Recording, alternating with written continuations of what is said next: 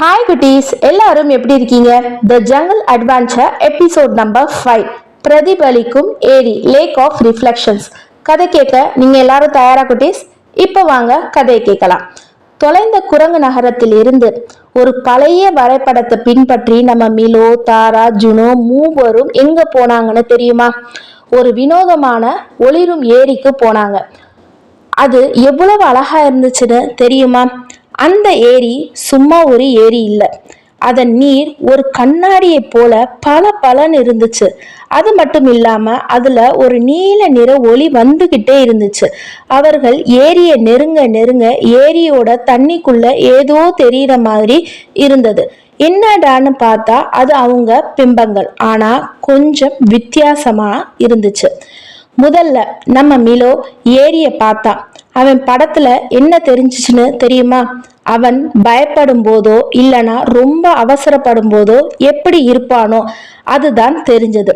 நான் எப்பவும் துணிச்சலா இருக்கேன்னு நினைச்சா, ஆனா எனக்குள்ளேயும் பலவீனம் இருக்கே அப்படின்னு மிலோ மனசுக்குள்ள நினைச்சான். அந்த காடு அவனுக்கு புது புது விஷயங்களை கத்து கொடுத்தது. அடுத்து நம்ம புத்திசாலி தாரா ஏரிய பார்த்தா.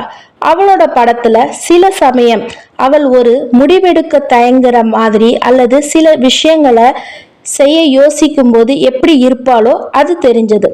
தாராவுக்கு இந்த மாதிரி ஒரு பக்கம் இருக்குன்னு அவளுக்கு அப்போதான் தெரிஞ்சது. எல்லாருக்கும் ஒரு பலவீனம் இருக்கும் போல அப்படின்னு அவள் நினைச்சா.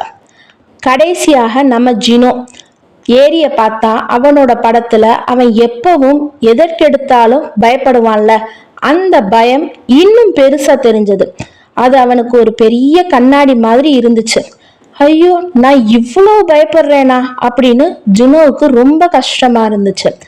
3 பேரும் தங்கள் பலவீனங்களை அந்த ஏரியில பார்த்ததும் கொஞ்சம் கவலைப்பட்டாங்க. என்னடா இது, நம்ம வீட்டுக்கு போகணும்னா இந்த பலவீனங்களை நம்ம எப்படி தாண்டி போக போறோம் அப்படின்னு யோசிச்சாங்க.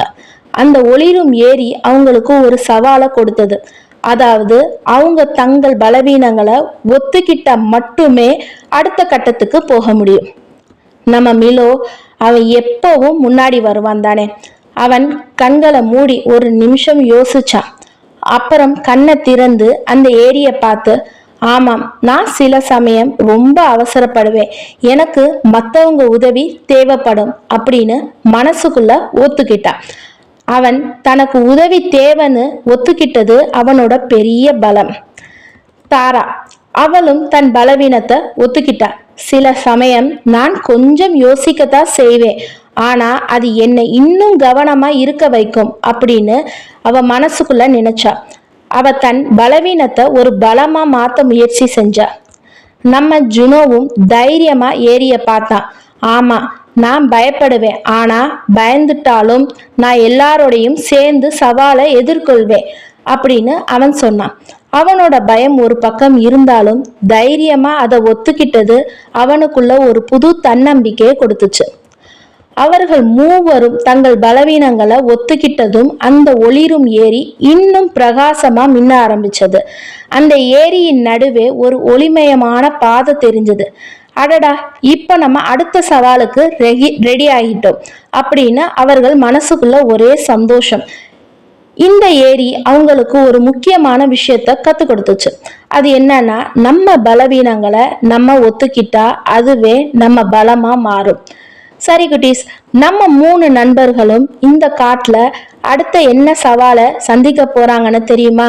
வானத்துல ஏதோ வித்தியாசமா இருக்குதே, ஒரு பெரிய புயல் வருது போல இருக்கே.